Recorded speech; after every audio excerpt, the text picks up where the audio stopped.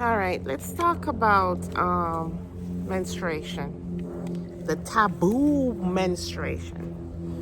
So, the more I think about it, and based on everything they taught us about menstruation, they never tell us the truth.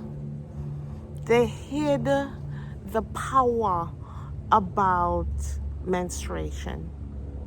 That in ancient societies, that in ancient societies, this was such a sacred occasion.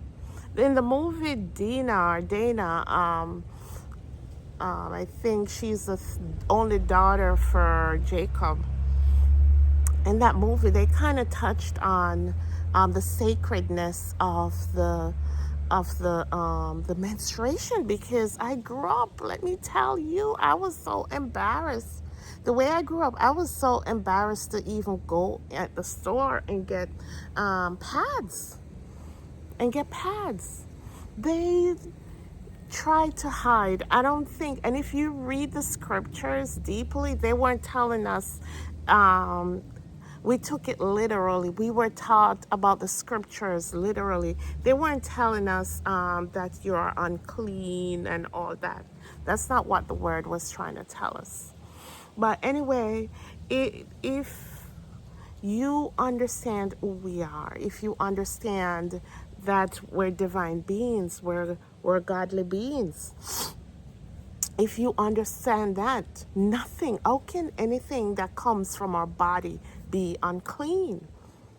Tell me, how is it unclean? Our urine has energy in it that can use to replenish anything. Because I remember, and maybe I'm showing my age, when I had chicken pox, my grandmother bathed me in the urine, and I didn't have any pimples after that. So the things that our ancestors did, they try to paint it as nasty or dirty. I have people told me they put their urine, pour their urine inside their plants. Our feces, our feces can use to make methane gas. Our feces can use as manure. So why is it only period that it's dirty and something to be scorned? Did they ever tell you that in ancient Egypt, your periods was used to heal?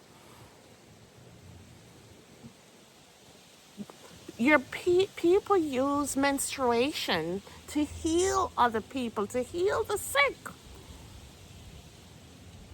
People use it as libation, pouring it back into the earth so the earth can replenish. I'm wondering if that's why the countryside is more fruitful, because I grew up in the country and we have outside, they call them outhouse, and the soil is always fertile, everything grows, because what they call waste matter is going back to the earth. We peed outside, it's going back to the earth. Now it's a taboo. Our menstruation is it show is it never, and the men took it and they ran with it. Our girl never was something to be ashamed of. The men took it and they ran with it, and and let women feel, especially in certain religion, you're not supposed to go to church, you're not supposed to do this, you're not supposed to do that.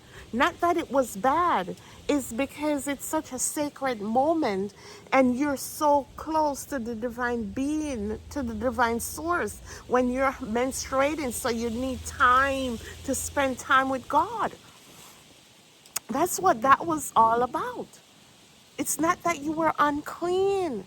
The Bible itself tell you, God said, nothing that I make is unclean or dirty. How is it unclean? I want someone to tell me, how is menstruation unclean? Your urine is not unclean and your feces is not unclean, but menstruation is unclean. Your menstruation signifies you're still in the flowering aspect of your life. You're ready to become a woman. You're ready. Your portal is opening up to bring life. That's what your period signifies. It's your flower. You're blooming. It's time to be the creator that you were created to be. So let us, women, let us teach our children how beautiful having menstruation is. And this world victimized it and labeled it as dirty, so they don't want us to heal ourselves. They don't want us to heal our family. They don't want it to be that sacred thing. So we're not going to the doctors all the time. So we're not on the medication all the time. That we don't understand the power that moves within us, and the power that creates this body. Open your eyes. Let us not leave this generation the things that we were taught that didn't make sense. We have to become autodidactic. We can't depend on the schools and the church to tell us truth. We have a mind of our own. So go to hell if what you're thinking is not right. That's what Bob Marley said. How can menstruation be unclean and dirty? Tell me. Most ancient generation, they put the woman in a tent. Watch that movie, Dina.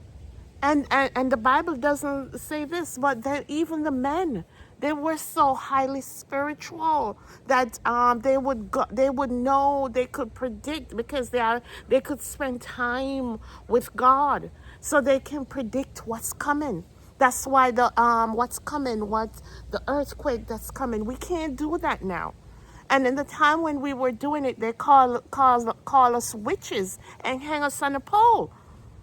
So now they can send storms. So now they can send earthquakes and stuff. And we're so busy working the 9 to 5 that we can't even spend time in meditation and prayer and see what's next. And see what's next. And so we can stop their plans. So we can heal our husbands and our children. You're connected to the divine feminine. You're connected to the divine mother when you're menstruated. The divine realms. You're saying, yes, now the woman is a portal. This portal is opening up. This portal is ready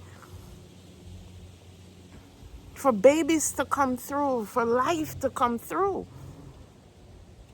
And when the life is coming through that portal, it stopped. That means now your womb rest. One thing I've learned, that they have never studied the woman's body. And it's up to us now to know the truth and leave that truth to our children. Leave that truth to our girls, not just our girls, our sons and our daughters. I was so glad when I met my husband, I could ask him, go to the store and get some pads. Come on, stop that taboo, stop that stupidness. That's not us, that's not us. Those who colonized us don't understand those things. Not everything. Let me tell you one thing about our ancestors. We think the colonizers got it right because we only look at the money part of it. But our colonizers leave some cheat codes. They didn't tell not our colonizers, our ancestors left some cheat codes for us. They didn't tell them everything. They don't know everything. So stop base our way of living on what we were taught in schools and the literal interpretation of the Bible. Read the Bible again. Go back and read, I think, Leviticus 15 when he talks about the woman this and the woman that. Read it again and see what it's saying about menstruation. I'm going to do a few series on this because it's important that our children understand the beauty of having menstruation, the beauty of it.